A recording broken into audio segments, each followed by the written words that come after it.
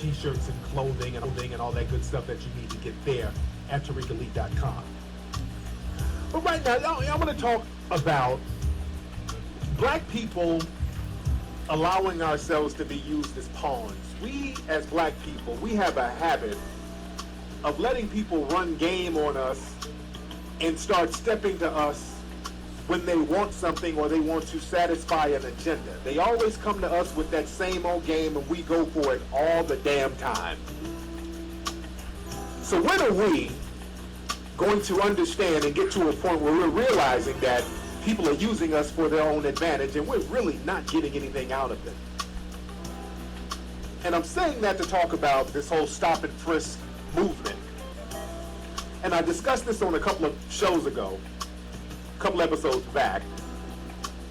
And now I want to get deeper into it, because what happened when I talked about the whole stop and frisk thing and how a lot of black feminists were involved, there was a major backlash with a lot of black feminists, which I don't mind. I don't mind no hooping and hollering. There was a Twitter backlash. All the black feminists on Twitter wanted to argue with me, and I handled all of them. I had no problem with them. I can handle all that rhetoric. And there was a few articles that came out. Ebony Magazine, like I said, they put out something, and a couple of other websites and black feminist run blogs. But there was one in particular that I had a problem with. That's Clutch Magazine, and we rectified that. They came out with an article talking about my street harassment show, and the article they put out, they tried to push the envelope and they pushed it a little bit too far. This particular writer from Clutch Magazine, and Clutch is a black feminist blog, by the way, she tried to push the envelope and pushed it way too far, and then it got into a whole bunch of slander and defamation, and the article was accusing me of all types of crazy stuff, and they had to take it down. They tried to amend some things, but then we kept finding different defamatory arguments in there, and then they just had to go ahead and take it down altogether, because then it got into a whole legality thing where you just can't do that. And I even had a conversation with the writer after she had to take it down. She wanted to talk to me, and I thought that she was going to be remorseful about it, and she kind of had a real janky attitude, and I'm like, okay. So she's not even remorseful about the article, but I let her know in so many words, I don't care what your ideology is or what your thoughts are on me or whatever, just don't put no lies out on me. I respect any journalism, but you got to have journalistic integrity. And the writer, what's her name? Kirsten West Savali, I think that's her name. And that was my whole thing. Whatever you write, and this is a message to all some of you feminist writers out there, y'all work for these blogs, especially some of these so-called reputable blogs. I mean, don't push it. Now, you can have your ideas, you can have your ideologies, you can have your opinions, but the whole slander thing, I don't do that. I don't let that slide. I don't let that whole slander thing slide. And when y'all start making up stuff and lying and all that, no, you can't do that. I'll let you know you can't do that.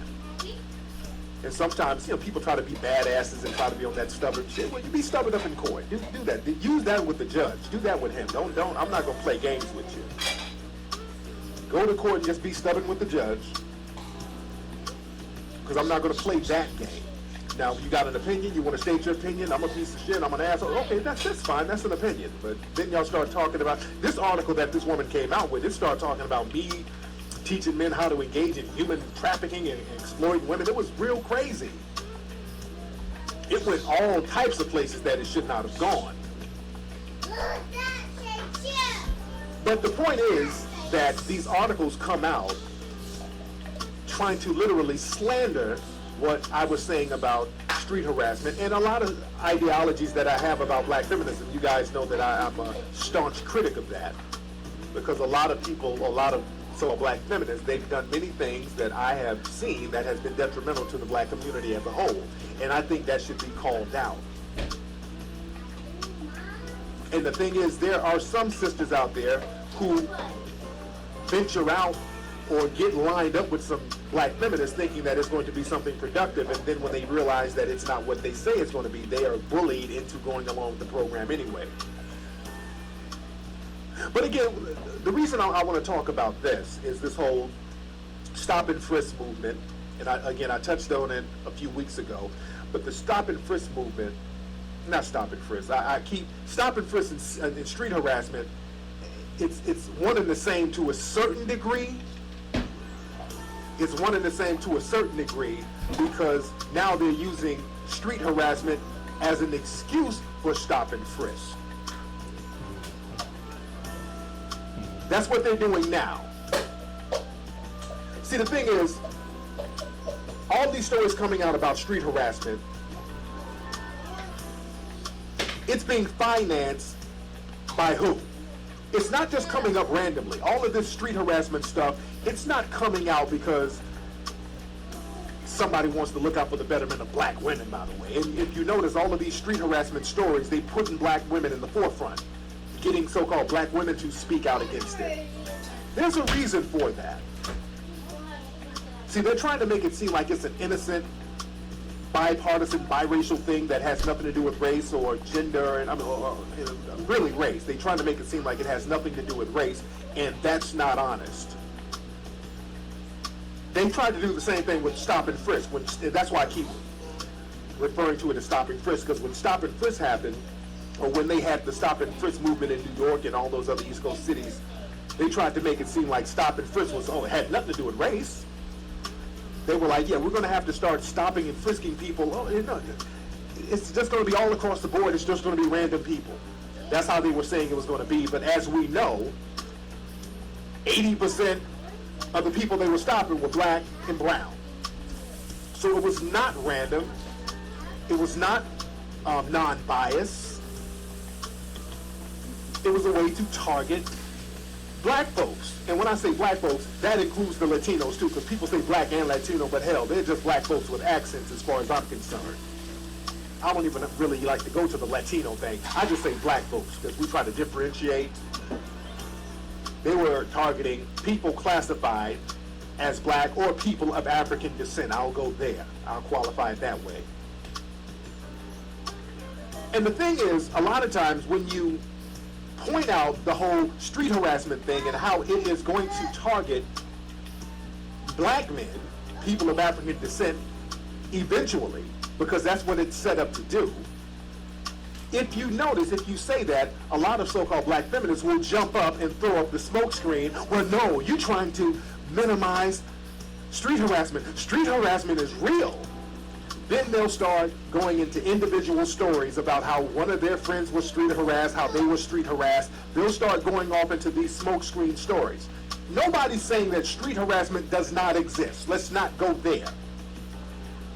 Because people like to pick and choose quotes to use. Let's not go there. Street harassment, it does exist. I know it exists. Street harassment has always existed. But now when we talk about it on a socio-political level, black men are going to be the target of it. That's the problem that I have. Now that you want to make a socio-political movement of it, black men are being unfairly targeted. You can clearly see that they're using the street harassment to flip and target black males. Now the fact that women do get targeted for street harassment, sometimes by black men, many times by white men and Latino or Mexican men,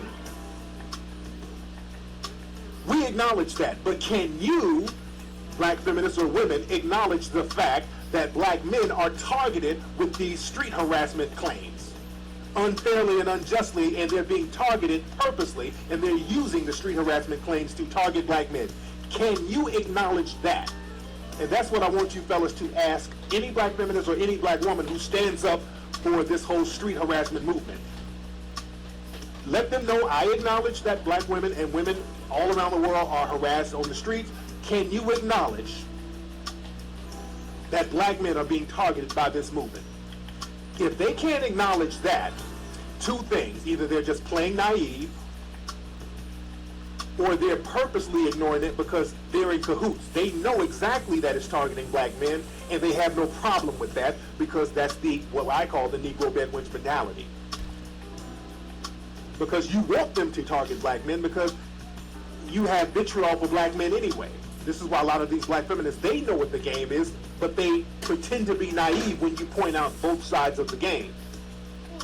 They just keep talking about, well, my cousin, my friend, I had a friend who was harassed. Harassment is real. I can't go nowhere. Okay, we get that. That happens. All black men don't do it, but many black men are targeted unfairly. So we got to be very realistic about that and look at the people's responses and look at their reaction and see why they're reacting a certain way. See, the thing is this. Black men, we don't condone no damn street harassment as a whole.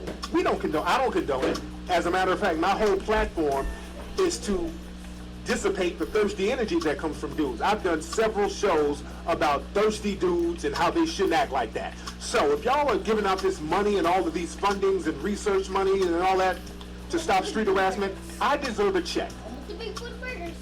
I'm the first one who should get a check because I've been telling men to not harass women on the streets and act thirsty on the street. That's been my whole platform. I've taught that from day one. If you listen to recordings I've done, I've gone in on guys for acting thirsty and dusty when it comes to women on the streets. Shut up, girl.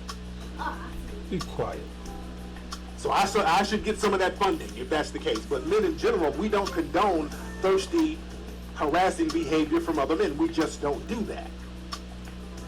Because if we're going to use that whole thing, we can say, well, there should be an anti-hood rat movement, an anti-ratchetness movement, because there's a lot of black women out here who fight in the streets. And if you YouTube hood fight, you see literally thousands of videos of black women fighting. As a matter of fact, you see more videos of black women fighting than black men fighting. You Google it or YouTube it. You will see more videos of black women fighting in the streets than you do see men.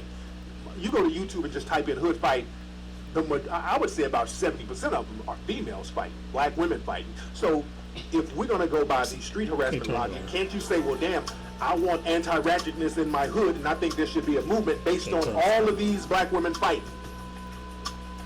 And maybe we should just avoid black women. Would you support that? Should all black women be to blame for all the ratchet fighting that goes on in the hood or in the black community? Should all black women be to blame for all of the ratchet fighting videos that we see on YouTube? I want you guys to email me and answer that question, ladies. Should you all be blamed for that? Because we see more of that than we do see street harassment, and y'all want all black men to be responsible for this whole street harassment thing that we don't even co-sign. But the thing is this.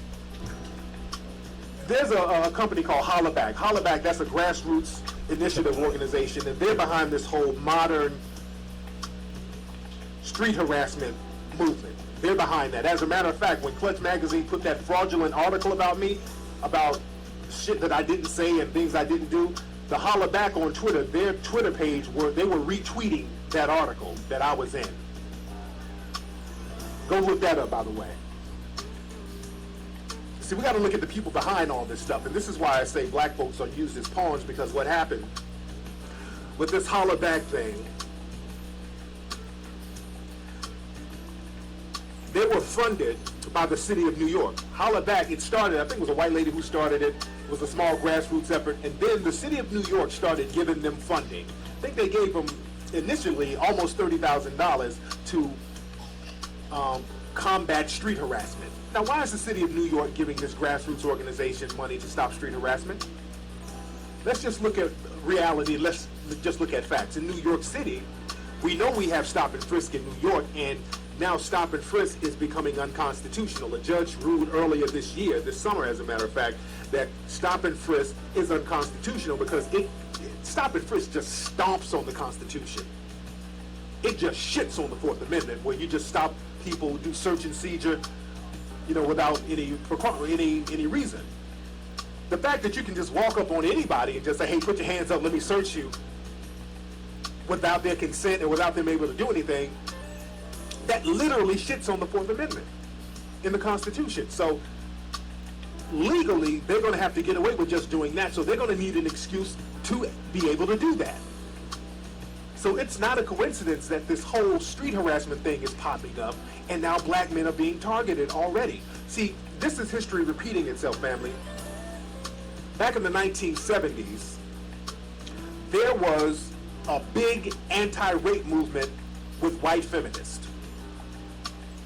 In the 1970s, there was a huge anti-rape movement with white feminists because during the 1970s, a lot of cities were being integrated. You know, segregation was over in the 1960s, so in the 70s, a lot of black people moving into these areas that they were normally not in before. And white feminist groups were going around having these little meetings all over the country talking about their fear of being raped by black men. That was big in the 70s, that whole the black man is going to rape me fear among feminist circles, white feminist circles. See, the thing is, even though these white feminists were going around with the whole anti-rape movement using the black man fear tactics from Jim Crow, they opened up that old can of Jim Crow where all the white women were told that the black men were going to rape them, and they used that to rally public support and outcry. Well, they did the same thing on a lower level in the 70s, but they made it more political, and they did it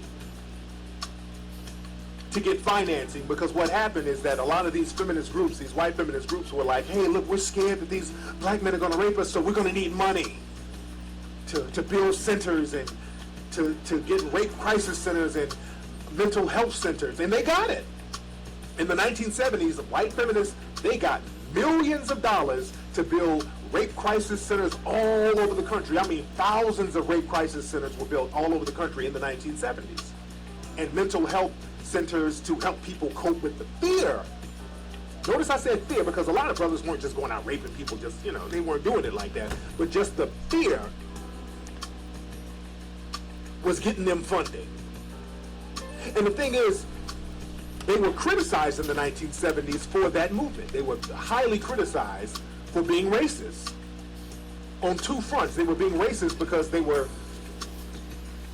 really pointing out that black male rape myth. That was the racist part, because a lot of them were using that. That was their whole trump card. Also, what they were being accused of was excluding black women, because black women were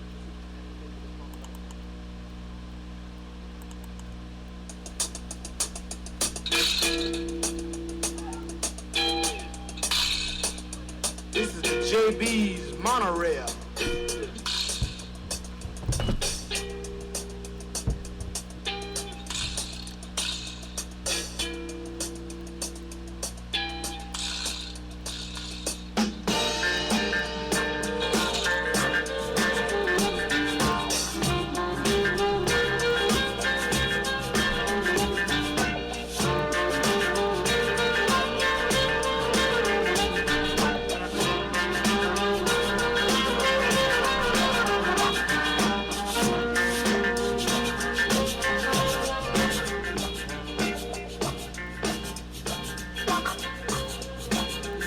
That's right.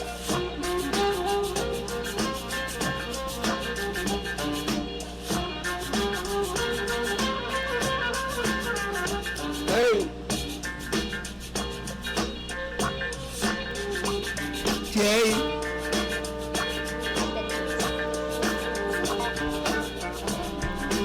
Well, all right.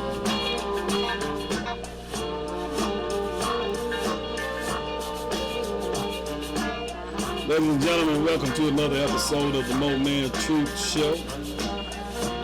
The show in which you can call up and speak your mind, give your time on anything you want to talk about.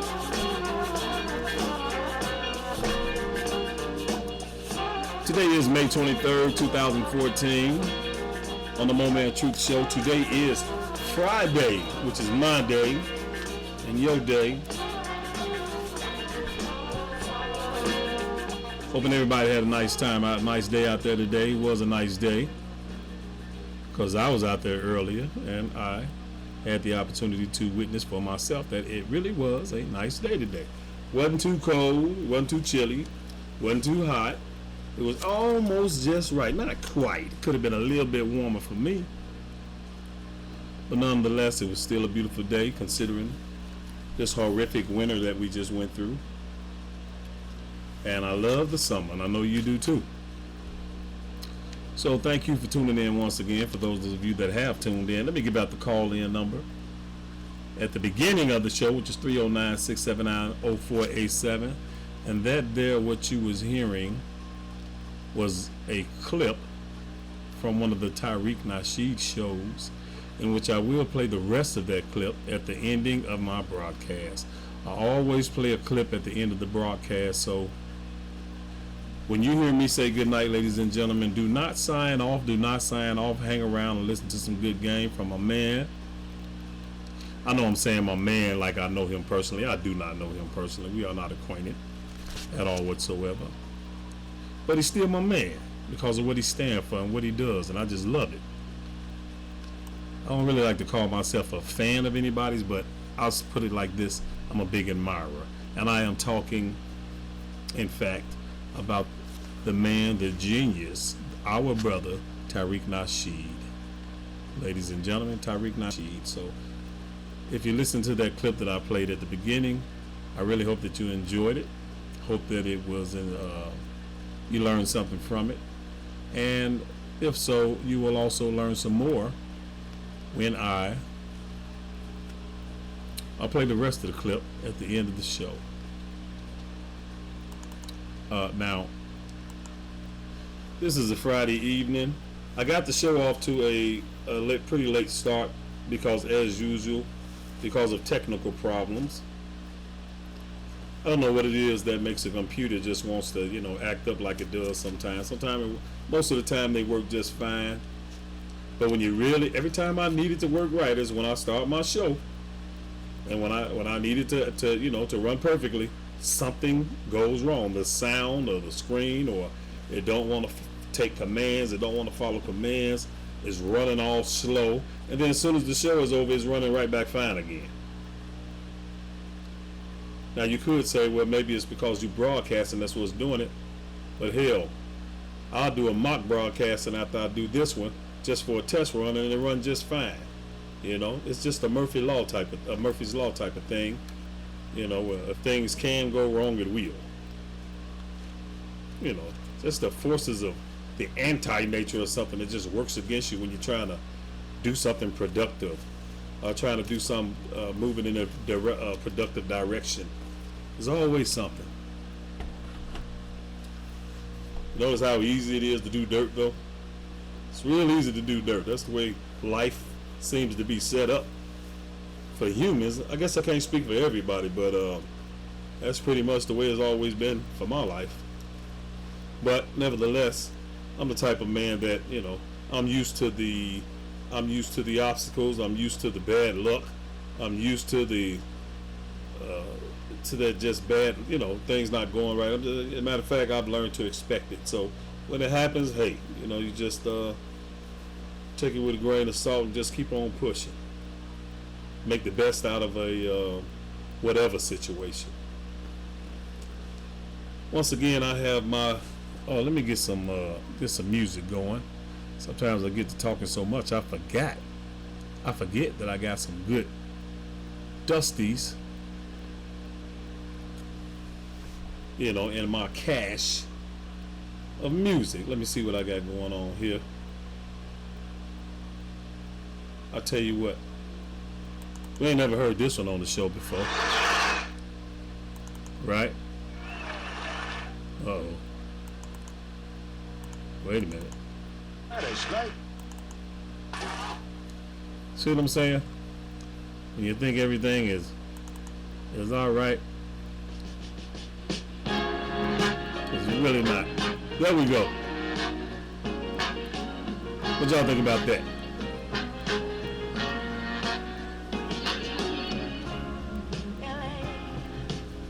We can use that, right? Let's get down with some Gladys Knight and the Pizzles. So he's leaving the light. Didn't her brother die? Her dad passed away? I mean, listen to me. Didn't her brother pass away? The one named Bubba, the one that looked just like her. I think he passed away. I think I remember seeing that like in the Jet magazine or Ebony magazine. That old Bubba passed away. That was the one that him and Gladys looked like twins. back in the day anyway.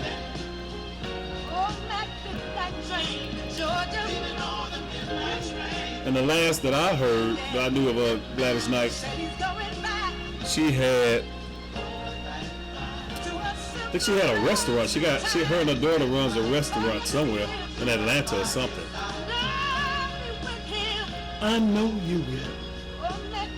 So she's one of the artists that was still able to do pretty well, seems like. As you know, there's a lot of artists that fell off after their stardom, their stardom career, their recording career, their superstar career, wind up getting ripped off by him, or making bad decisions during the course of their career. Things like drugs, things like picking bad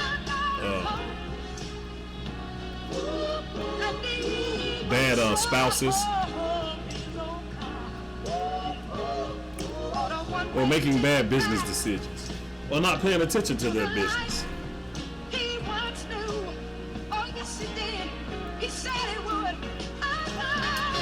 But evidently she had a business mind and decided that she would keep the party going because she must have done something right. Who knows what all goes on in a person's personal life?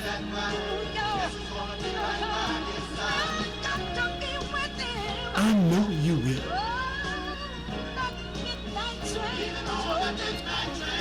Once again, for my regular listeners, you know sometimes I have my grandchildren over. And this is one of those Friday nights where my daughter done brought the kids over again. So right now they're not in the studio in here with me right now. They are in my bedroom. And I always make sure that I keep Netflix for them so that when they're over, they can watch Netflix, cartoons, kid movies, or whatever my pretty little granddaughter desires. And my little butter booty, my little grandson. Or whenever one of my other grandkids are over too. Because I got a lot of grandkids and I love them all. So they're in the bedroom. I think my granddaughter, she keeps running in and out of here. She might want to say hi to everybody. Mama, you want to say hi to the audience? Well, she just embarrassed me. She said no. She must be looking at something really interesting to her on television. I got a feeling she's going to come walking in here anyway. I knew it. I knew she was going to come walking in here. Didn't I tell y'all? I knew he was going to come walking in here anyway. Why did you say no? Because I was watching a movie. I was watching whatever it's called. No. Hi, everybody. My name is Mariah. Bye-bye. Come here. Hi, everybody. My name is Butter Booty. I'm making this song for He said his name is Butter Booty. That's your name, man? Your name Butter Booty? Yeah, my name is Butter Booty. I'm making this song Okay. I'm a boy. You can do it in your house. Okay. Go on in there and finish watching your Netflix. Okay? I'll probably see you in a little bit. That's my little pooty poo and my Butter Booty. They just wanted to say hi. I don't want to bore you with kid antics. Well, so don't forget, y'all, when you get time, when you feel like it, look up my man Tariq Nasheed and check out the game that he's spitting. He's a game advisor, filmmaker, field documentarian, an author, a book author. The man has like 5 or 6 books out, I think. Could be more. But to my knowledge, I think it's like at least 5 or 6 books that he have out. And, you know, the Art of Macking, The Elite Way. And there's other titles that I really think that you will find interesting if you take the time out to check them out. So go ahead and look that name up on the internet. Just see what he's all about. If you're a true blue mature person, regardless of your nationality, regardless of your color, you should find what he has to say very interesting. I have confidence in that. So what's tonight's topic, Mo Man? What's tonight's topic, Mo Man? Well, tonight's topic is, where did humans come from? Damn, Mo Man, what kind of topic is that, man? Damn, where you pull that out from, man? Out of all the topics in the world that you could talk about, you talking about where humans come from? Man, what kind of topic is that? Well, I picked that topic because should someone call in, I think that, in my opinion, it's a very prolific topic. It's an interesting topic. You know, I mean, that's a good topic to hit on, right? To give your opinion on where you think the human race started. You know what that question means is, what's your idea? Now, of course, none of us regular folks, now maybe scientists, and I don't want to talk too much on that right now, but I'll get back to it in a few minutes. But maybe scientists, maybe they're able, through their scientific testing and scientific tests, their scientific testing and scientific knowledge, maybe they can prove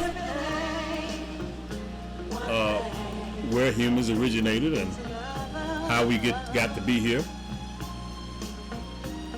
Other than that, us little people, we really can't say for sure, because we're not scientists, we're not geographers, we're not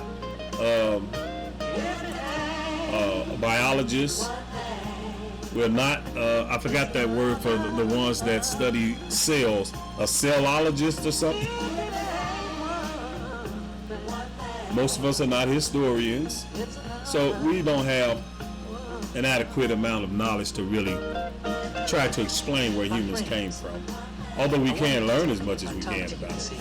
We can learn from others that have learned some things. Bless her heart. Used to sit me on her knee and pull out her good book. So that's what that means. You know, what's your opinion? Do you believe in the religious explanation of where humans came from? As far as God putting us together and breathing life into humans? Do you believe that our ancestors are beings from outer space, in the cosmos, out in the cosmos? Or do you think we originated right here on the planet? Everybody has their opinion, and most people think they know. So if you want to call up on that topic, you can, and tell the Mo Man and the rest of the listening audience what's your opinion on where do you think human beings on the planet Earth originated from. The number is 309-679-0487. Don't you become too discouraged, just lift your hands up high, because your deliverance is standing there. So feel free to call up whenever you get ready. And what I will do next, I will get back to that topic in a few, as far as giving my own little spin and opinion on that topic. And what we're going to do now, we're going to move on to the trivia. Tonight's trivia is, let me turn the music down a little bit so you can hear me loud and clear when I say this. Tonight's tonight's trivia is, how many lobes does a human brain have? I'll say it one more time. How many lobes does a human brain have? Now, if you think you know the answer to it, the lines are open where you can call up and give a shot at the answer. How many lobes does a human brain have? If I do not get any calls, I will reveal the answer towards the ending of the show tonight. I'm not all that sure if that's common knowledge among the average person, because to tell you the truth, I did not know the answer to that. I probably could have guessed it. I probably could have took an educated guess. But see, where I get my trivia questions from, the answers are always there. So as soon as I read the question, I immediately know what the answer is. But keep dreaming a big dream. Get down on Hold your on, knees please, while I and take a sit sip down of this and water. spirit I need some mouth lubrication here. and pray for me. I'll be praying for you. Good night. Uh-oh. Mr. Richard Dimplersfield, if it ain't one thing, it's another. He do y'all remember that dude? He really made some really nice, delightful songs back in the days. And he was, for a while, he was making hit after hit. Songs like She's Got Papers on Me, remember that? Tell It Like It Is. If It Ain't One Thing, It's Another. Mr. Look So Good. I used to like his songs. Wonder whatever happened to him. I wonder what he's doing. I wonder what a lot of artists from back in the days are doing now.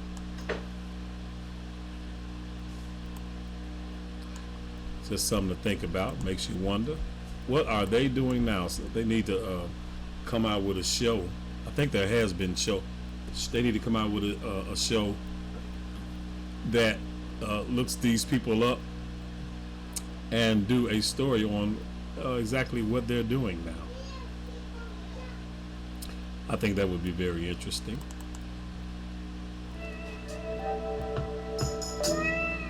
Here's another classic from my man Luther Ingram.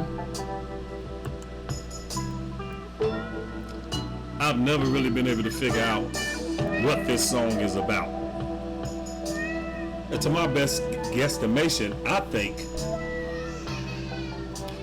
either two things. Either he's dating someone out of his race, or he's dating somebody that's too young for him. If loving you is right, I mean, if loving you is wrong, he don't want to be right. If being right means being without, I tried to listen to the words to the song and try to get clues. Mom and Daddy say it's Your mom and daddy say it's a shame. It's a downright disgrace. Probably messing with a But long as I got you by non-black my chick. side, I don't care what you people say. Gotta be that, right? Friends tell you it's no future in loving a married man. If I can't see you when I Okay. want, I'll see you when I can. He just said loving a married man. Loving you is wrong. So maybe that's what the problem I don't is. wanna be right. He's married, If loving you is wrong, and him I don't wanna having an affair while he's married, that's what's wrong, right? fall. So deeply in love with you. Okay. Lord, I Alright. My bad, y'all. I know what the problem is now. He got a wife, two little kids. That's what it is. am I wrong to hunger for the gentleness? Hey, I can be lame sometimes too. Knowing I got someone else at home who needs me just as much. And are you wrong to give your love to a married man? And am I wrong for trying to hold on To the best thing I ever had. If loving you is wrong, You gonna have to get a divorce. if loving you is wrong, I don't wanna be right. Hold on, listen, audience. Excuse me 1 minute, please. Pooty Poo, come here. All of a sudden, I have a taste for, I like snacking on those hamburger pickles. And I need my granddaughter to go in the refrigerator and get me that jar of pickles out of the refrigerator and get me a fork Am I wrong for trying to hold on to the so I can snack while I enjoy doing the show at the same time. Want some pickles, brother Booty? you is wrong? I don't wanna be What are you eating? Pizza. Don't spill that stuff in my bed. you is wrong. I don't wanna be right. What you did? Is that water on your head? Wanna be right. If it means being without, So, I don't wanna What'd be right. thank you, Pooty Poo. That's my Pootie Poo. She's so sweet. She do everything I ask her to do. She good to her papa. Hi everyone, I'm Butter Booty. You butter booty? Yeah, You just want to say hi to everybody? yeah.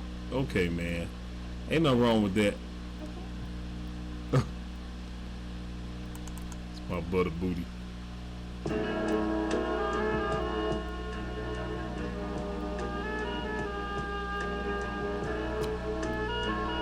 Yeah, so How did you open the tippet? How did you open the tippet? what tape it? What table? I said, how did you open the table? Yeah, you opened the table. Excuse me for a minute, y'all. My grandkids want my attention. Pull this out. See that slide like that? All right, I'm back. Sorry about that interruption, y'all. But as you know, when you got little ones around, they will interrupt you. They do need your attention.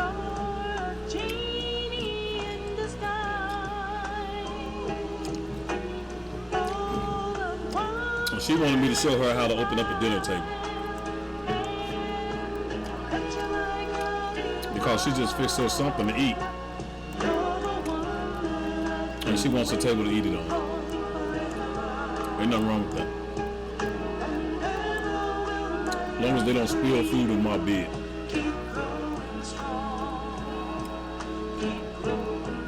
So, on the topic, y'all, before I move back to the topic, I want to mention and talk about, if you've been listening to the show, you know that I often bring up a man that I'm acquainted with. He happens to be my driver. Happens to be one of my drivers.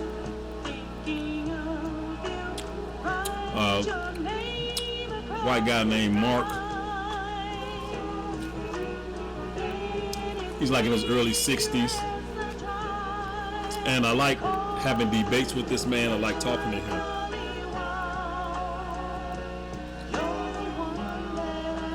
Because really I get a kick out of debunking his nonsense. He's not really an all-out racist, but he is a white supremacist. He does have a white supremacist mindset and a white supremacist mentality. And I just see him as like practice. You know how if you were to take a weapon on the range, on the target, on the practice range and practice your weapon. That's what I use him for. Target practice. But when I get into some real serious debates, or when the time comes when I need to turn it up on some topic or some debate, so I get my practice in on him. In my opinion, he's really not all that bright. I wouldn't say he's stupid or dumb. He's just very ignorant, extremely ignorant. Because he was raised in that red-blooded American flag-waving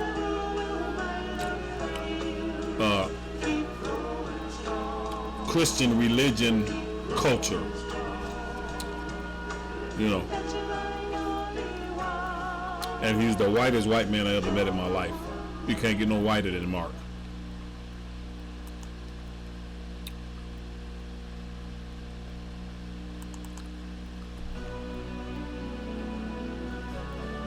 You know. I don't know what that is.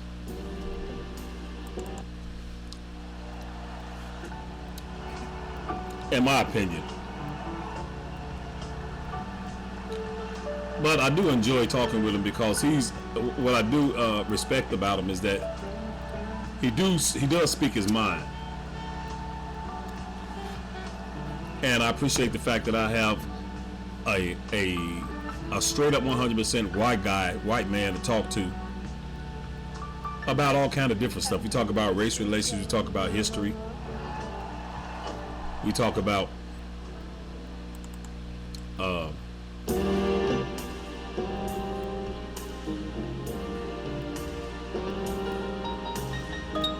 just all kind of different things. The government, social issues.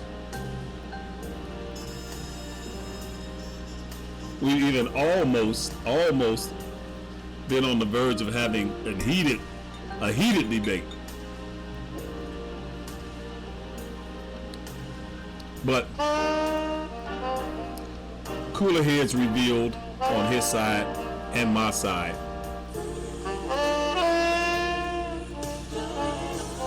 And we were able to have a reasonable conversation.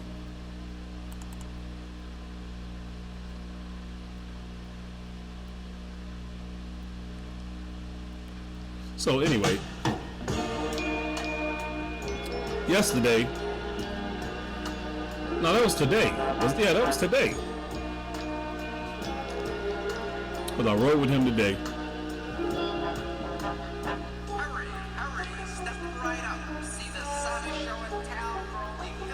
And testing.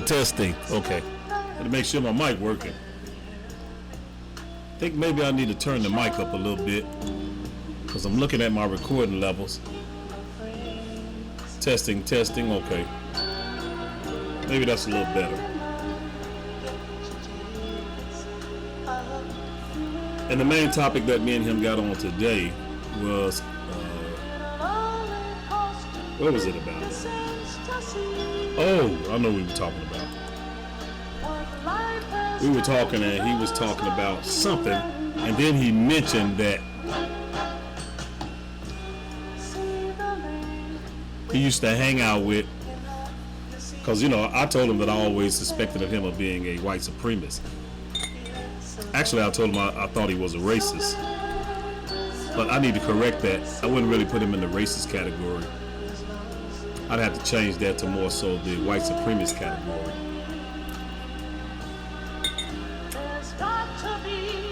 Because he's not what you would call an all-out racist. He does have a lot of civility about him, and he has manners and knows how to show respect. But truth be told, when you really get down to it, it's really like not that much of a difference between a person that's an all-out racist and a white supremacist. Their means are still the same. When it comes down to it, if the doo-doo hits the fan, they're both still going to be on the same team, and they're both still going to have the same mentality. So the only difference is that one knows how to act civilized, which is the white supremacist, and the other one don't, and that's the racist, the all-out racist. But they're both the racist, and they're both really white supremacists. It's just one carries themselves like a white supremacist, and the other one carries themselves like a racist, like an all-out racist. Him, he's more like the white supremacist in his behavior and his ideas and his mannerism and his respect level. But while we were talking, he mentioned that he used to hang out with some guys and go out on he was a part of some, what did he call it? He called it the patriarch, the American patriarch, something like that. That's the way he described it, the American patriarchs. When he said that, I knew what that was. I knew right off the top what type of group he's affiliated with. And then he said, well, I used to have, sometimes he talked too much and give himself away. Because he said, I used to have these radical ideas. I used to be like that. I used to be kind of radical. But since then, I've calmed down a lot. I'm not into that stuff really anymore. I don't, I don't participate in with those people like that. So when he said that let me know See, he says things that confirm our suspicions anyway. So what he was doing was basically admitting that he was actively a part of racist organizations in which they would go out into the woods and target practice. That's how we got on the subject in the first place. It was something to do with guns. Oh, because we were talking about that David Koresh incident. And he was talking about how wrong it was for the government to bust up in that compound that David Koresh had. And for those of you that may remember David Koresh, the white dude that started this cult and had the people in the that was a part of his cult believing he was the Jesus Christ. You know, that Jesus Christ had come back and that he was Jesus Christ in the flesh. The authorities claimed that David Koresh was in there having sex with underage kids, punishing people, and collecting a cache of weapons. A huge cache of weapons. Is what I meant to say, weapons. So I was telling Mark that there's a lot of David Koreshes right here in America. There's a lot of nutcases that start cults, and they even have sex with underage girls and sometimes even children. And a lot of times they're overlooked. A lot of times they won't get bothered by the authorities. But where he made his mistake at, my point was that I was making is where that man made his mistake as his biggest mistake as far as the government is concerned, is that he collected all those weapons.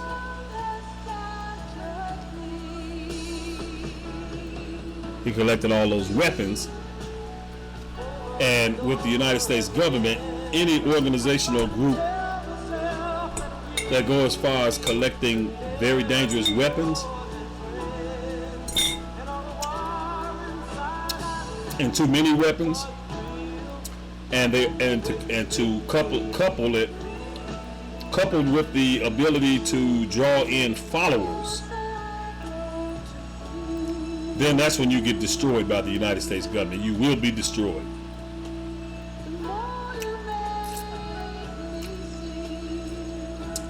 There's an unspoken policy. I don't know if the policy is unwritten or not, but there's an unspoken policy that any person, group, or organization that has the confidence and the audacity to build a weapon and to start to build their own army, because that's basically what you're doing, building your own army, you must be nipped in the bud. The government is not going to stand for anybody of any race, of any cloth you cut from, any background, to begin a small army. Because if they allow that, then they're letting the seeds grow for maybe a threat to the United States government in sometime in the future. Don't that make sense?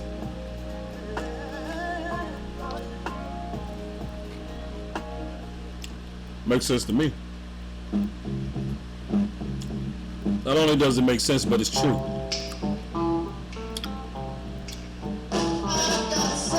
After all, this is the Mo Man Truth Show.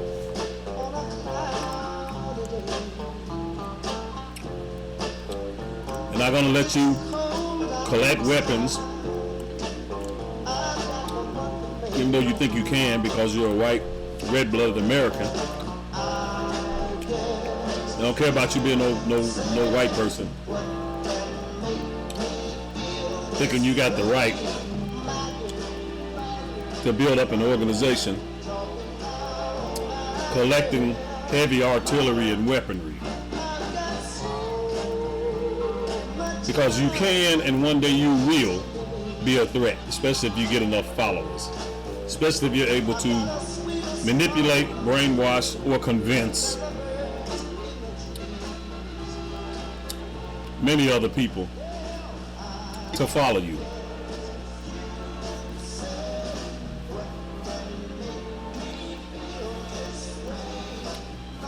So I was just saying that that's where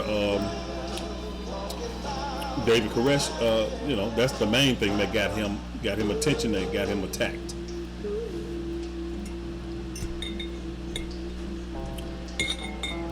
And so he was trying to, usually when we get into debates, I guess he keeps forgetting that he's not talking to a man that don't know no better. So a lot of times he makes the mistakes of making statements and saying things and without really expecting the response that he get from me, or the replies that he get from me. And my replies be so damn strong that he wind up having to backpedal and changing his words and trying to make something sound like what it really ain't, trying to make sense out of some stupid statement he just said. And I got a real good way of making racists look stupid and feel stupid. And it's easy to do because racist thoughts and racist behavior and racist thoughts is not built on rationale in the first place. It's not built on realness, and it's not built on rationale and making sense in the first place. So when you're confronted or when you're dealing with a racist-minded person, all you have to do is, have rationale and truth on your side. That's all you need. Rationale and truth and the ability to articulate yourself, which is a problem that a lot of people have. A lot of people know that they're right and they know what they're talking about. They just don't have the ability to articulate it right. So, a lot of people, and not just black people, people of all nationalities, of all races and colors and things. A lot of people just do not know how to express themselves. Not saying that I'm an expert at expressing myself, but I do have the ability to express myself good enough where I can make a racist look silly. And to tell you the truth, I really get a kick out of that. I like doing it. I really do. I like doing it. I enjoy it. Because a racist and a white supremacist should be made to look silly. Because they are silly. And they're silly ideas.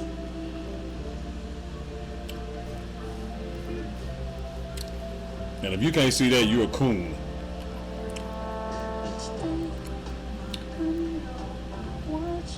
So, he was trying to downplay the fact that he was a part of some racist organization, talking about there was black people involved in it too.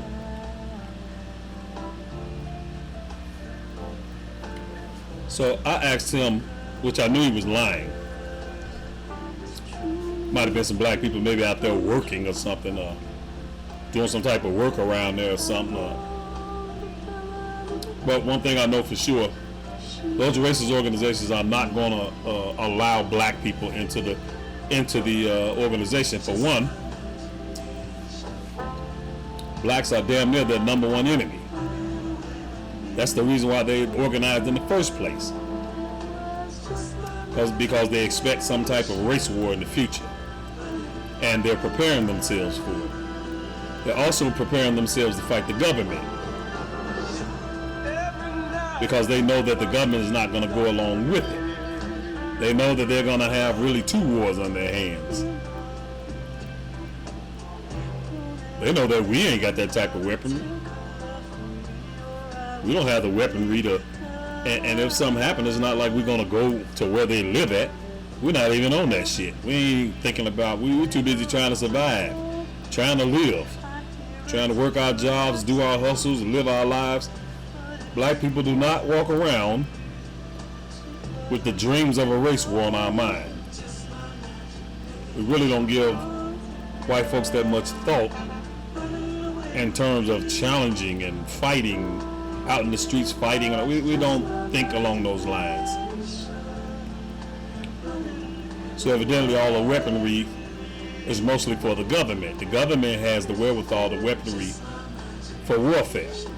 It ain't for us, because we can be outgunned with just the weaponry that these supremacist groups have already. We don't have that stuff, and it's set up in such a way that if we do get it, guess what? The police gonna come and take it from us. I got a gun one time. The police came in my house and took it. So they take our guns. We have to. That's why we sneak and get them. That's why we have to get them without, because they're not gonna give them to us.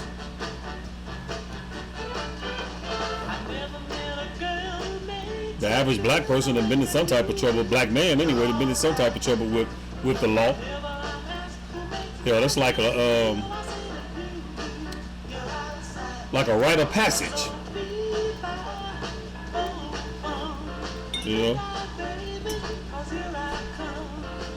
even if you're not a criminal, you're gonna wind up being confronted or getting some type of legal trouble somehow or another.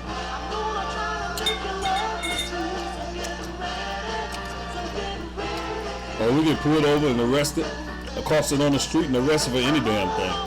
So one of the police is white America's the law authorities in the law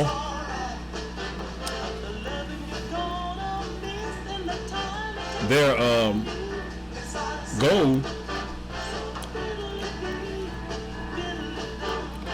is to make sure that we all have some kind of record. That way we cannot legally obtain dangerous high-powered weaponry by law.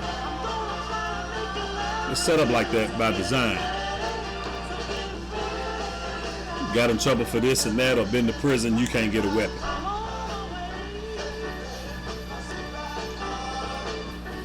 Whereas all the other groups, the other races, their lives are not like ours, where we come to a point in our lives where we kind of forced to try to get our hustle on, get off into illegal activity, trying to make money.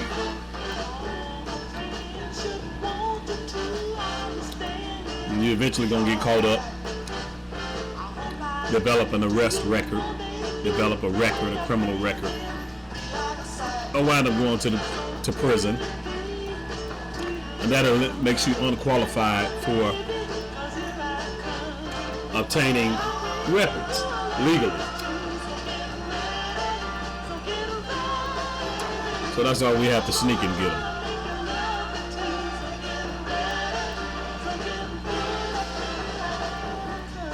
So I told Mark, I said, well, Papa, huh? I want to open the pickle. Yeah, you want one? Yeah. Okay. Grandson want a pickle from me. Here, grab it with your hand, man. Okay. You like that? My grandson likes pickles. Okay, go on back in there, man. So I had asked him, I asked Mark if the group that he was with is so legitimate, or any of those groups, and they don't mean no harm. Let me ask you this. What's the purpose or the reason for them getting weapons in the first place? Why? What's the reason for getting weapons? And once they get the weapons, they go out into wooded areas and target shoot, practice warfare. He said, well, that's for that. Well, you know, it's for self-protection. You know, protect your home. And so I said, protection against who? I asked, rather. Protection against who? Protection against your neighbors? Who do you have in mind when you think about protecting yourself? Because really, in reality, who's messing with you? Right? I mean, who's bothering you? Who's messing with you? So why would you have the need to be protected with all these weapons when nobody's messing with you in the first place?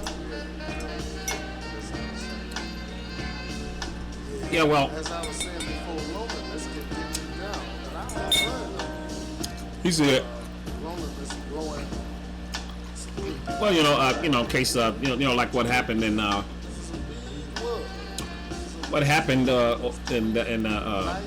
with David Koresh, in case they try to come up in your home and, take your weapons. I said, well, first of all, an individual really don't have a need or any business collecting a bunch of guns and high-powered rifles, machine guns, Tech 9s, or whatever other weaponry they use, 357 Magnums, and weapons that are definitely designed to kill somebody. They're designed to bring about death to human beings.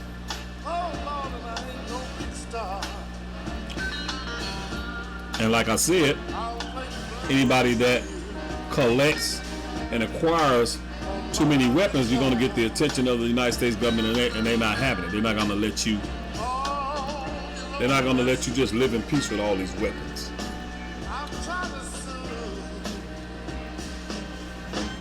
And anybody with sense should know that. So why would you collect all these weapons in the first place? And why would you form organizations where it's hundreds of y'all, maybe thousands of members of maybe thousands of members of the organization that get together, putting on BDUs, battle dress uniforms, and weapon attire, putting on war clothes and going out into the wilderness or the woods, practicing their weapons, these deadly weapons. Huh? You're not getting no more. You ain't getting no more. Okay, want some juice? Where your sippy cup at? I'll give you some pickle juice. Where your cup at? Go get your sippy cup. Go around there and get your sippy cup. My little grandson trying to eat up all my pickles. He's not eating up all my pickles. Because he'll go in there and suck on them and then drop them on the floor. Give it. Let me see what this is. This clean. I know. I know. Yeah, I'm gonna pour you some. Look, I'm gonna give you some pickle juice. Okay? Yeah, here.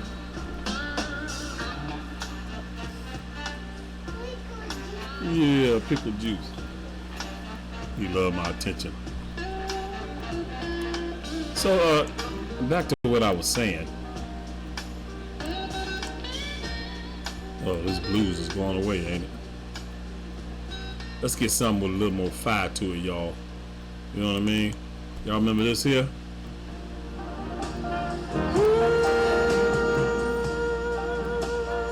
Let's see if we can find out the reasons. If Earth, Wind, and Fire can help us find out the reasons for why these people are so adamant about collecting all these weapons.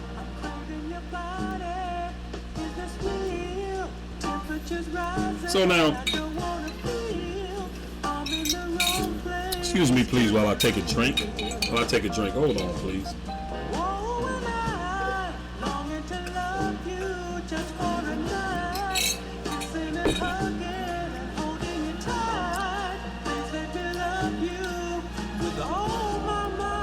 Yeah, so anyway, I argued the case that if you didn't have all that stuff and you wasn't of this activity in the first place, then you wouldn't have to worry about the United States government, because it's not your neighbor that's going to run up in your house and invade your house. Black people are not going up into the white neighborhood accosting white people and going in their homes and taking their weapons. Usually when a white person is a victim of crime by a black person, is because it's some drug addict or something that's off into the black neighborhood and they got caught slipping. The stick-up man, they got the attention of the stick-up man, and he got stuck up and robbed, maybe beat up, or got into an argument with somebody and messed around and called somebody a nigga and got their ass whooped. Other than that, that's not common. We're not a threat. So why are you collecting all these weapons? Why are you out there practicing in the woods, waving American flags all over the place?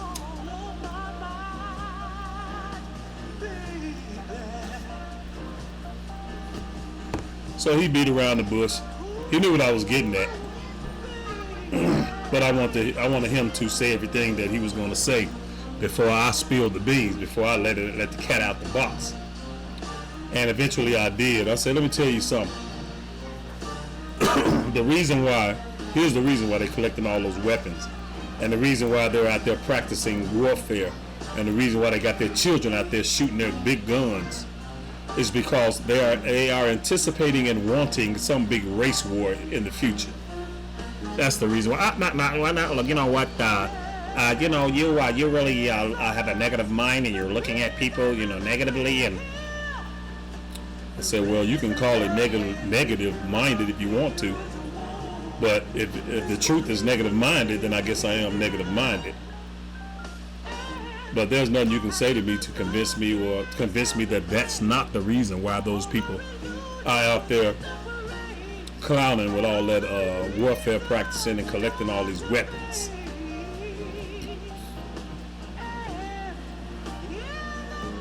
Because were it not for the government, they would not be collecting all this stuff in the first place, because they know that if the shit hits the fan and they get their stupid asses out here in the streets shooting black people, that the government is going to come down on them. The hammer is going to come down on them, and they are willing to fight the government. They do not like these laws that protect everybody.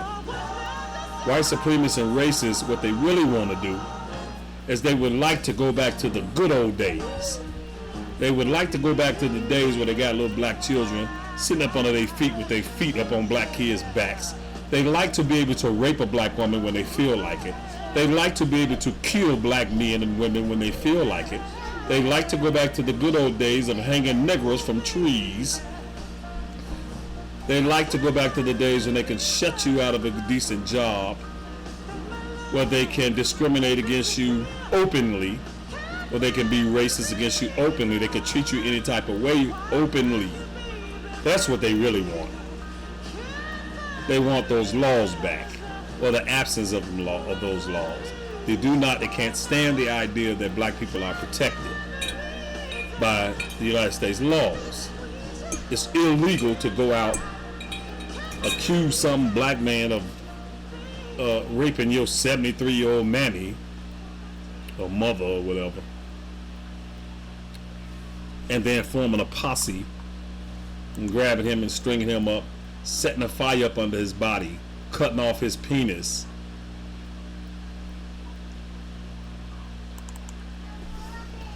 It's illegal to do that, and they hate it. And what they really want is the days to return when you can do that.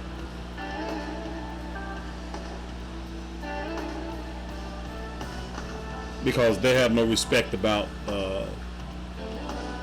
the world court. They have no respect or much consideration for worldly pacts and worldly agreements on civil rights on nations and their citizens. They just feel like, hey, we're America, we should be able to do what we want to do. This is our country, and we shouldn't have to answer to other nations. We should have a right to just do what we want to do.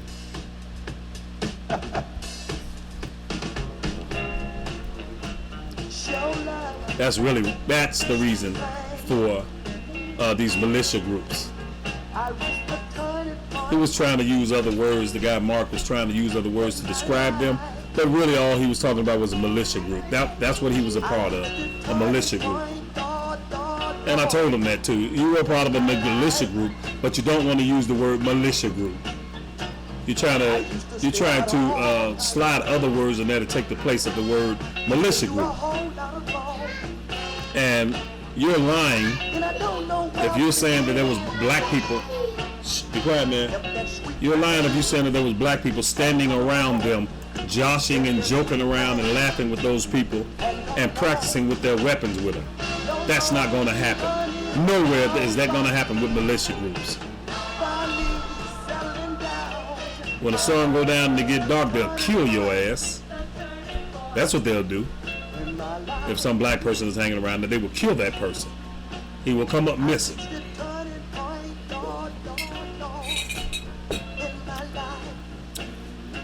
The average black person has no sense not to even be around those type of people. So just for that reason alone, I know he's lying. And she don't get excited, no. Tyrone Davis, y'all. Those slick talking men. Talking about the turning point. Around the house. Need as a pen.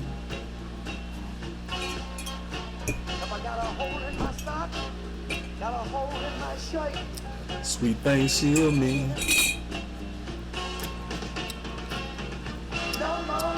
You know, I used to have relations with this girl a long time ago. She gave me some too.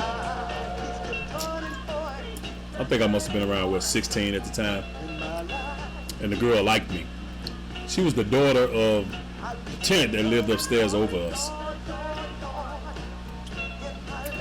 When she came downstairs and was hanging out with me in my room, her name was Chiquita. Keita. That's what we called her, Keita. And my mother was at home at the time. And she came in my room with a polka dot mini skirt on. Good Lord, have mercy. She was thick, had big legs, had a big booty.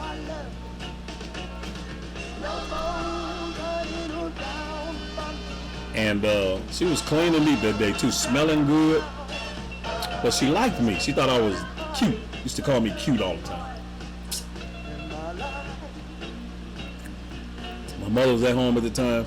And my mother had the nerve to leave. My mother was like, don't let nobody in this house, you know, laying down the rules before she left. I'm saying to myself, do my mother really understand and know what's about to happen if she actually leave this house? And I'll be damned, she left and left Chiquita there in the room with me.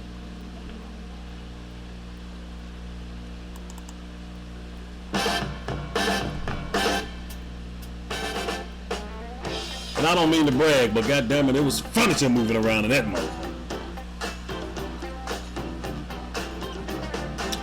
I was hitting it every which way but loose. But anyway, how did I go from talking about white supremacists to hitting it? Only on the Mo Man Truth Show. And to what I was saying, after I hit that, she, I guess, wanted a relationship. I was at that age where I wasn't thinking about really no relationship. I was just enjoying the free sex. And I was hitting her all over that building, too. After that, it was on. We was all in the stairway, all in the basement. I was hitting it all over that building. But she was enjoying it just as much as I was, evidently. And she would call me sometimes from Tyrone Davis's estate, because Tyrone Davis's daughter was her cousin. She was some kin to Tyrone Davis. She wasn't kin to Tyrone Davis. She was some kin to Tyrone Davis's daughter. On her mother's side, she was kin to them.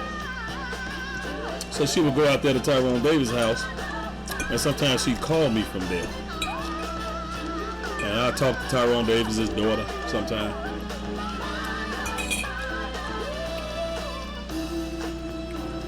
So that's about the closest I ever came to a celebrity.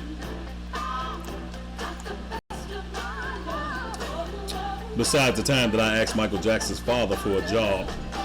Yes, I did. Yes, I did. And I'm not going to get into that right now. But I will tell that story another day. About when I stood face to face with Joe Jackson, Michael Jackson's father, and I asked him for employment. And he graciously told my ass no.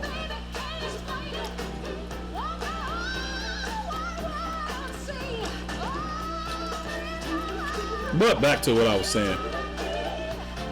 Back to what I was talking about before. As usual, I made Mark look silly. You know. he blurted out his obvious racist ties to his organization, but then he tried to play it down like it wasn't really a racist organization. We were just practicing for our protection. Nigga, protection against what? Who's threatening you?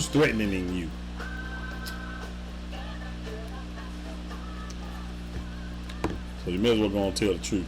You out there practicing getting ready for some race war one day, and then when the government step in and try to really drop the hammer down on you, want to be able to fight the government. But that's what that's all about. They just want the good old days to come back. That's what they want. So that they can suppress and feel better about themselves and do what they want to do to another whole race of people. But those days will never be again. That'll never happen again. If it does happen, it will be so few black people that we won't be of much use to them, because it would be so few of us. Because black people today are not the same as black people in 1865, during the time of Abraham Lincoln, during the time of the Civil War. Black people are completely different now. Almost each and every one of us would rather die before we live under those circumstances again. Now maybe the coons will go along with it, but coons are not in large numbers in compared to just regular black folks.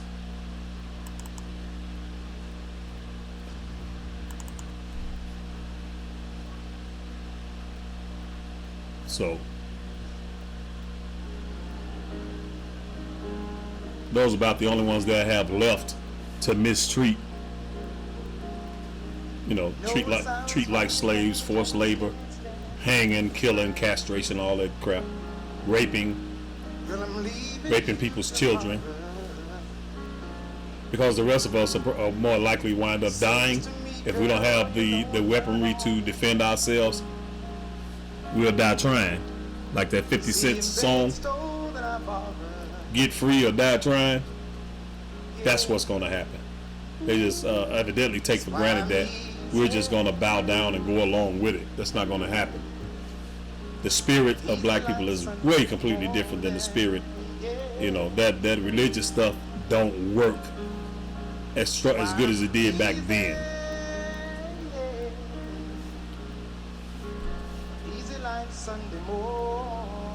Everybody is not going to sit back and say, well, let's put it in God's hand and let's ask God and pray to God to make us free again. And this age of black people believe mentality is, if you hit me, I'm gonna hit you back.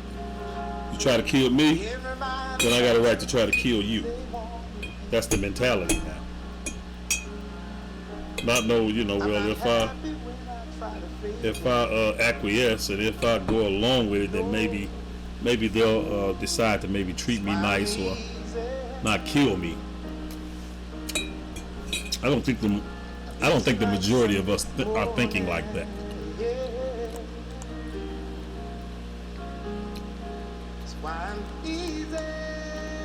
Let me give the number out in case any people are listening. The number is 309-679-0487.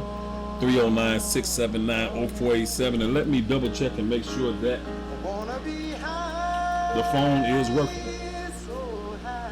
And I've just checked it, and the phone lines are open, and the phone lines is working, is open. And once again, the trivia is, how many lobes does a human brain have? How many lobes does a human brain have? That is the trivia of tonight. What are you doing, running around? Okay. You sleepy, mama? Easy like Sunday morning. Why don't y'all come in here and put y'all night clothes on? Come put your night clothes on, Pootie Poo. Yeah, but I don't want you falling asleep with them clothes on. Because when you fall asleep, you don't want to get up. You be arguing with me and stuff. You're not going to get up once you fall asleep. You ain't going to get up and put, Yeah, you ain't sleeping now. I'm gonna give you 30 more minutes.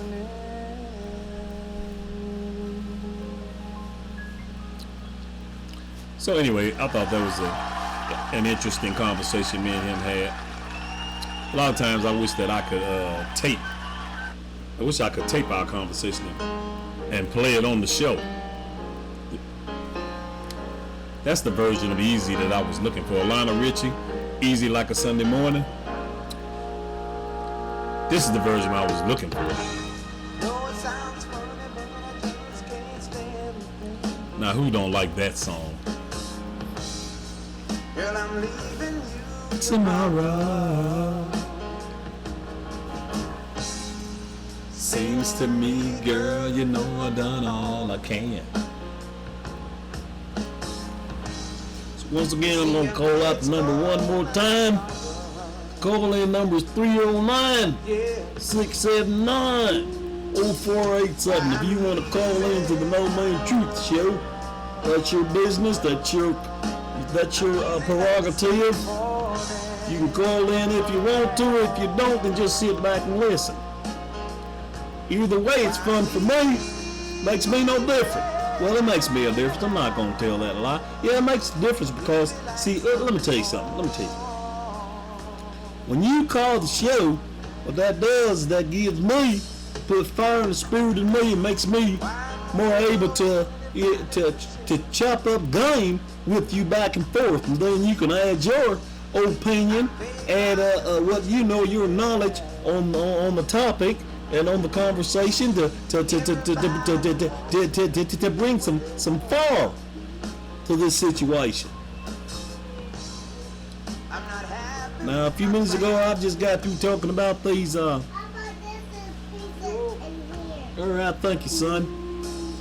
I'm going to give you one of these, okay? Now, don't you come back in here and ask me for another one, all right? Are you promised? All right, here you go. All right, my little grandson coming here with a bottle of my Tums. He thinks that the Tums are candy. Try to explain to him that those Tums are not candy, but he swears up and down that they're candy. Keeps asking me for them every time he sees them. I can't keep giving him a bunch of Tums. Might do something to the boy's stomach. But anyway, like I was saying, speaking on these militia groups that's running around here, run out there in the woods with their high-powered weapons of mass destruction, because they're planning on a big race war one day. And I'm just saying it's not going to go down the way they think it's going to go down. Because the United States government, or probably any government, if they've got the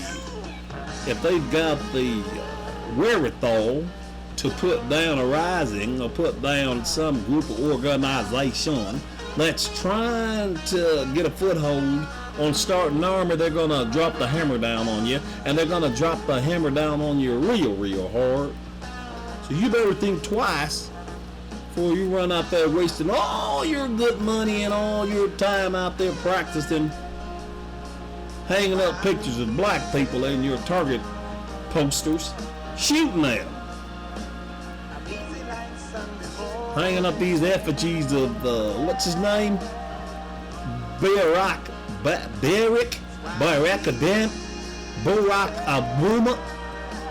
Obama. Hanging up these effigies of the man because they're anti-Obama. Obama. 309-679-0487 is the call-in number. So let's hit on the topic a little bit. Maybe I've talked a little too long on the other topic. Maybe so, maybe not. Time will tell. But let's hit. Let me speak a little bit on the topic of the night. And the topic is, where did humans come from? Where did humans come from?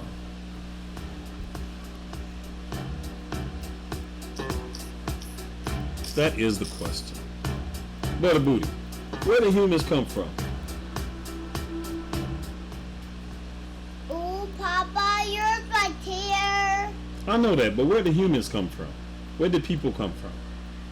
What do? I don't know. Ain't he cute? Yep. He say, I don't know where they live.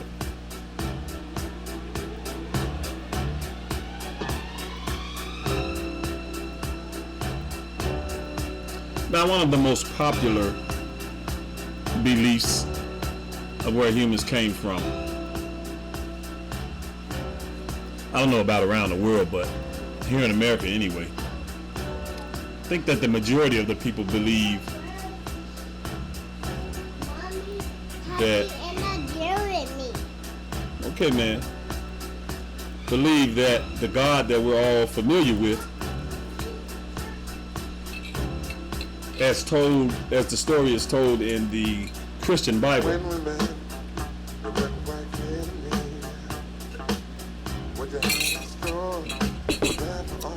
that God formed the first man, and from the first man, I think the story goes that he snatched a rib out of the man, and from that rib, I don't know if he grew a woman, put the rib in the dirt and grew it, or formed it through magic or what have you.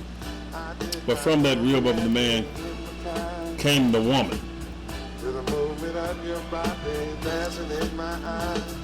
And it's obvious from the Bible teachings and Bible illustrations that the first human beings ever were definitely white people.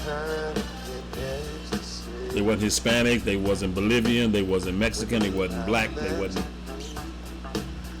Hello, They wasn't Asian. I was sleeping in the morning. Who you talking about? I said they were sleeping in the morning. Who? Us. What about us? Did you go to school today? Yeah. What you do at school? My teacher said, Cousin Papa, very bully. Your teacher talk like that? Yep. For real? Yep. Well, come here, let me ask you something. I want you to do something for me. This is what I want you to do. I want you to do it for the vine. I ain't going to. Come on, do it for the vine. I ain't going to. Give it to me. That's my man. I love my little brother, boo. You love me? Yep.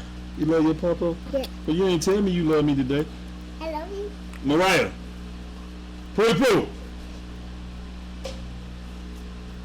Mariah. Stop putting that grease in his hair. Don't put no more grease in his hair, and I mean it. Matter of fact, stay out of my grease. Don't go in it anymore. You should have enough. His hair is shining like you done put motor oil in it or something. My grandson is mixed with Mexican, and he has a beautiful head of hair. He has long hair. Sometimes it's straight, depending on what you put in his hair. Sometimes it's straight, sometimes it's curly, but it's always like wavy.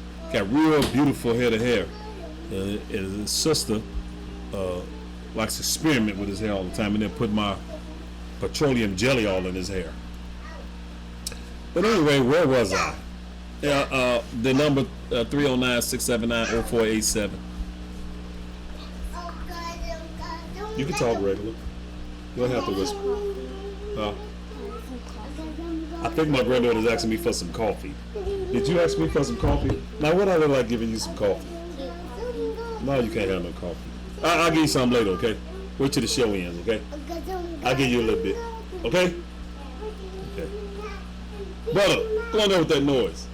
Go in there with that noise. You make too much noise. Alright. Now, where was I? Let's start with 309-679-0487 if anyone wants to call in. 309-679-0487, and the topic is humans, where do we come from? So what I was saying is that there are many people that are under the belief that that's where people come from as far as the Bible's description of where human beings came from.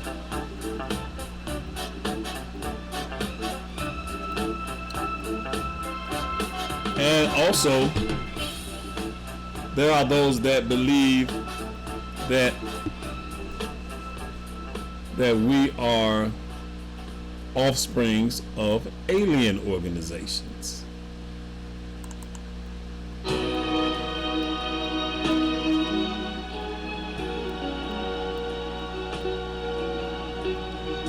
if you don't know where humans came from by now, you may never ever know. So Harold Melvin in the Blue Note said, if you don't know who I am by now, you will never ever know me. So that's what we're trying to get to the bottom of.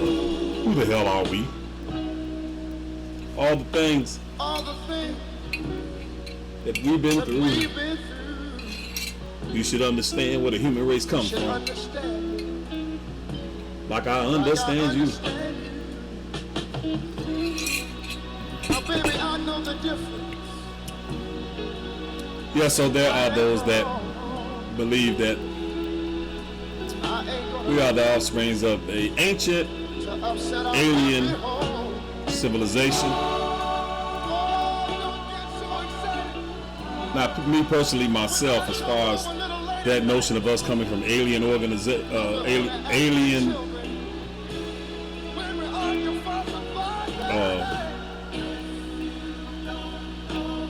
aliens,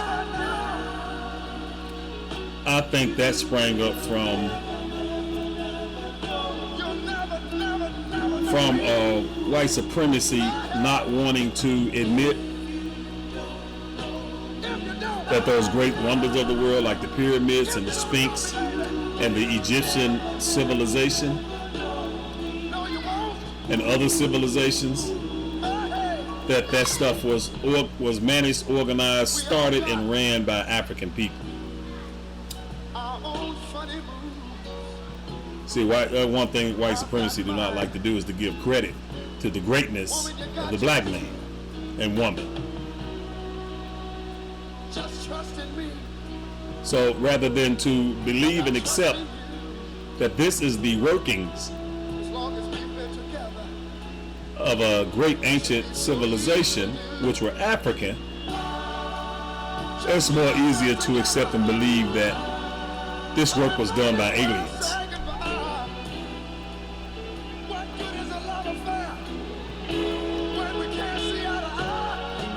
Because the white supremacist mindset will not allow a person of that mindset to believe that black people could accomplish something like that and actually own and operate and run their own civilization, a great civilization at that. I was just talking to a black man recently that actually said that never existed, that those civilizations never existed. Can you imagine a black grown up, a black adult in this day and age living their lives with that type of ignorance? You imagine what his kids are being taught?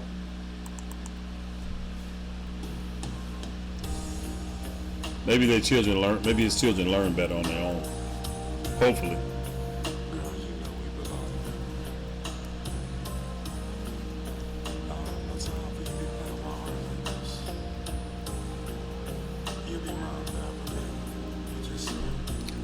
So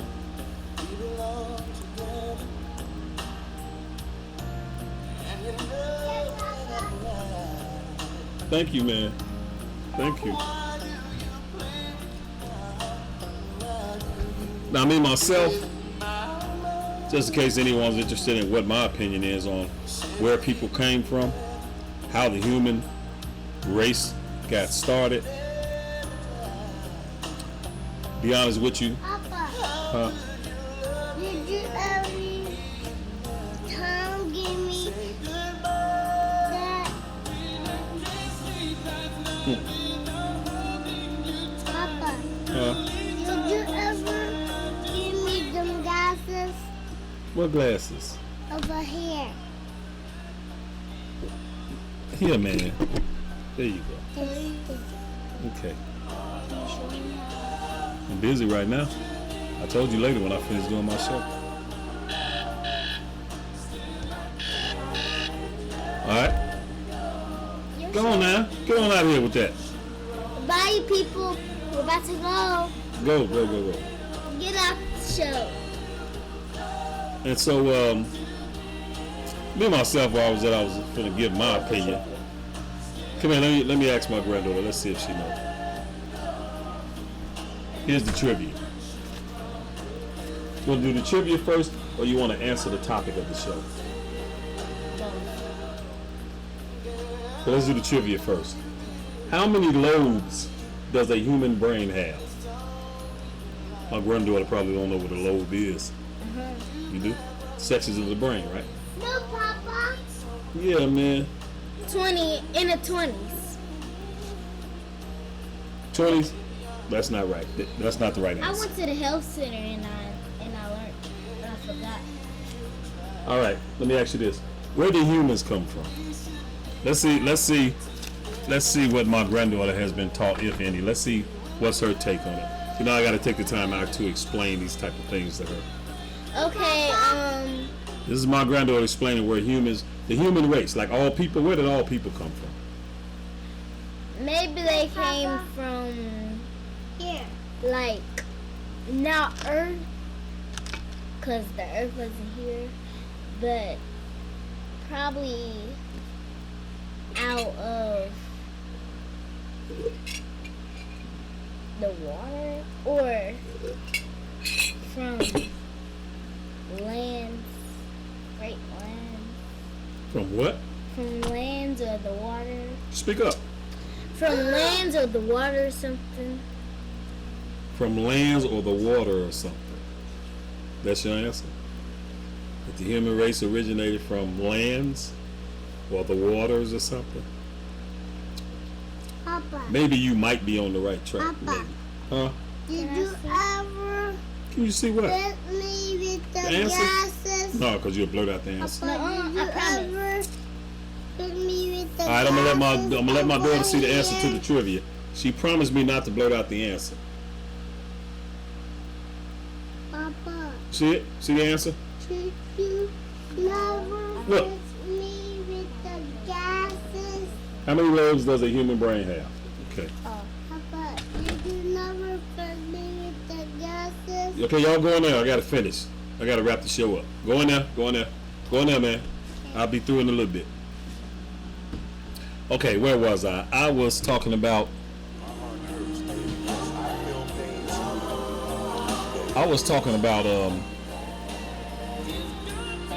I was on my own opinion as far as how humans originated, where the humans come from. Now, to be honest with you, to answer a question like that, I'm not a scientist, I'm not a geographist, I'm not a historian. I do not have enough knowledge, and I have not researched, or I'm not into that type of work to do that type of investigation. So the truth of the matter is, I cannot say for sure, but I can give my opinion as far as what I think. I don't know. I do not know. As many of us don't know. Didn't I tell y'all to go in there and stop bugging me? Get one and then get out of here. Y'all interrupting me now. Now get out of here. Go in there, man.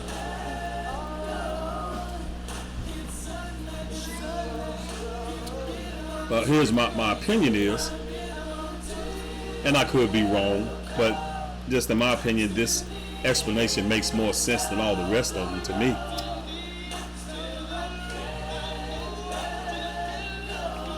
I think that, like all other animals, because I don't believe, I know that we're just animals. I'm not going to say just animals. But we're animals that are part of the animal kingdom. Us human beings have very much in common with all the other animals.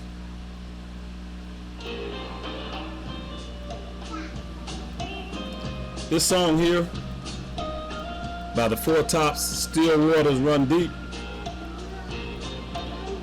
This was one of the songs that when I would listen to at times, it would make me want to cry. Maybe perhaps one of you know what I'm talking about. I don't know, it's some type of phenomenon. I guess that some people have. There's certain songs that I listen to that if I listen, especially when I'm by myself and I'm alone, it brings some type of emotional rush up out of me, and it makes me tear up and it makes me want to cry. I cannot explain that. I don't know why. Maybe it's maybe they unlocked to open a door for some built-in or pent-up emotional frustrations or emotional hurt that's pent up inside of you or something. And certain songs, I know for me, and I would imagine there's millions of other people, billions of people on the planet, so I would imagine that I'm not the only one that experienced this. But this is one of the few songs that I couldn't get through the song without crying. It just brought memories, and I just really can't explain it. It just make me have some type of emotional meltdown. Maybe some temporary breakdown or something. I can't explain it. I don't know why that happens, but it does happen. This song here actually makes me cry, and I do not know why.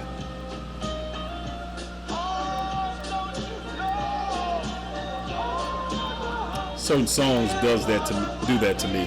Like, I'll tell you another song that does that to me, and maybe I might play it before the show ends. That Whitney Houston song, My Love Is Your Love, by Whitney Houston. That song does that to me too. And a few other songs too. But anyway, I just thought I'd mention that just in case one of you guys have experienced that, you know. Maybe more so, maybe more women than men. And just because that happens to me does not mean that I'm some weak, sensitive man. Believe me, I'm far from that. But there's just something about those certain songs that just unlock the floodgates to my emotions. And I can't help myself. I try to stop it, but I cry anyway. I don't cry all out loud while I'm bawling. And I can't understand this. I don't understand. I guess maybe you'd have to talk to a professional psychiatrist or something, somebody that's familiar with that condition or familiar with that phenomenon, and maybe he could explain to you why that happens, but I don't understand it myself. Even though I'm listening to it now, but the setting is different. But like if I'm alone, alone in my thoughts by myself, and that song happens to come on, it'll do something to me. Not when I'm around people. It don't happen when I'm around people.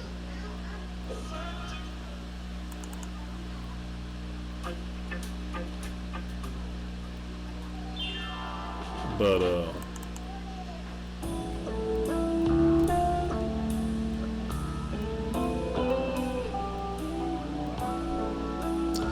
back to what I was saying. And the call-in number, ladies and gentlemen, is 309-679-0487.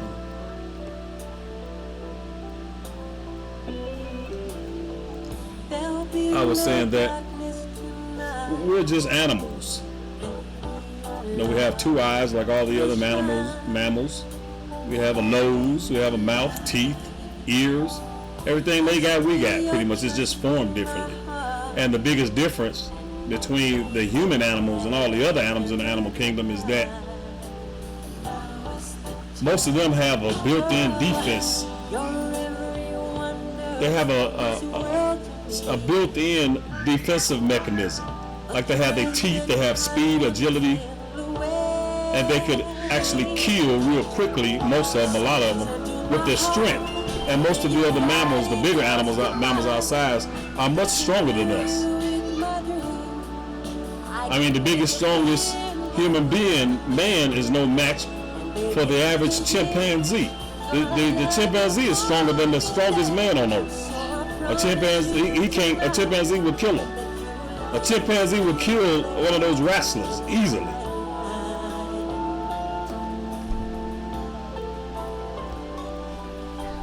Or kill some man that knows martial arts or something. Because once the chimp grabs you, there's nothing you can really do. His strength is too strong. They got the strength of a bull. And they fast, and they're killers. So once he grabbed you, he took a couple of chunks out of your face, out of your neck in a matter of seconds. They bite your fingers off and bite your face off and stuff like that. A human being is no match for a chimpanzee and many other mammals. So they have built-in killing skills and killing weapons. You know, with them teeth and claws and razor-sharp claws and teeth and strength. A lion will slap your ass in half.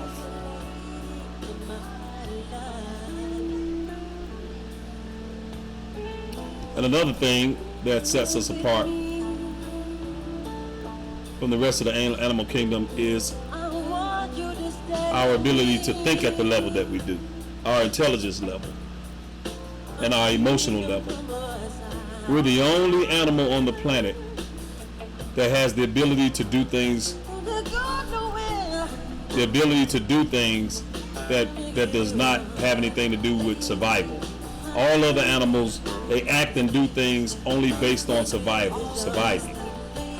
We're the only animal on the planet that does things based on greed, based on just wanting something. Based on just want, as opposed to need. We're the only animals. No other animal does things because they want to do it.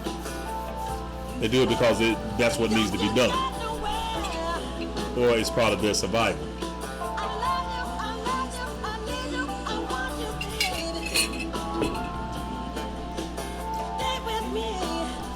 Well, how does that tie into where humans come from? I'm gonna get to that.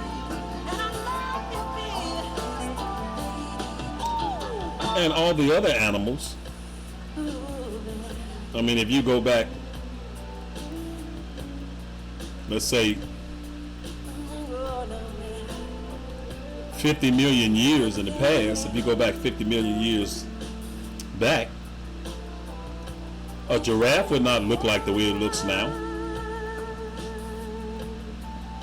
A lion would not look the way it looks now. And every living species that's alive today evidently has to have a history, right? It didn't just pop up out of nowhere. So why would we believe, if we don't believe that all the other animals just popped up out of nowhere, or that some godly figure just created it? We don't go around teaching and believing that a lion was created, that an ant was created, a buffalo was created, fishes was created.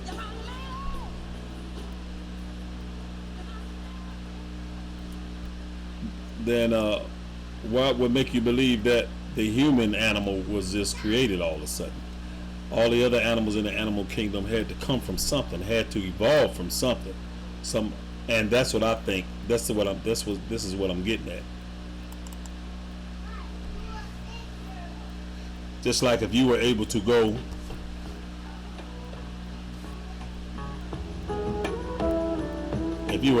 back 50 million years and see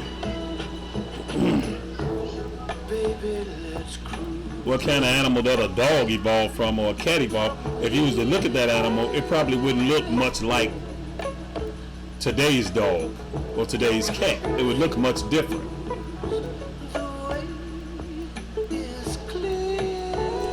But it had to exist because of the fact that a dog and a cat is here now. So there's no telling how long the cat species has been around, or the dog species has been here. Alligators, sharks.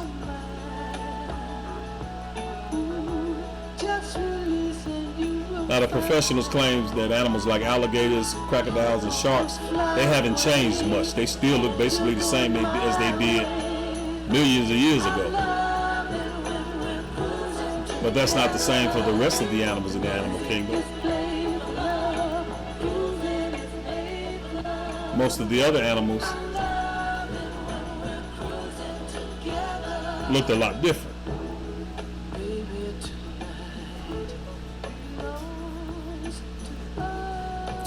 And I believe the same thing with humans. I believe that if you could go back 50 million years ago, 50 million years ago, we would not be, if you could go back 50 million years ago, and if you could locate our ancestors, well, let's say 70, let's say a million years ago, 100,000 years ago, a million years ago.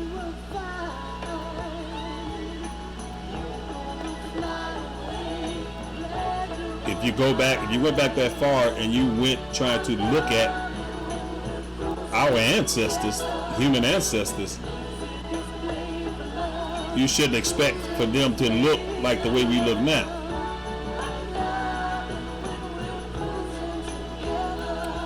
And if the human race is still around 100,000 years from now, I'm banking on we would look a lot different than we look now. Because animals change depending on their environment, depending on their needs for survival, depending on the environment that they're living in.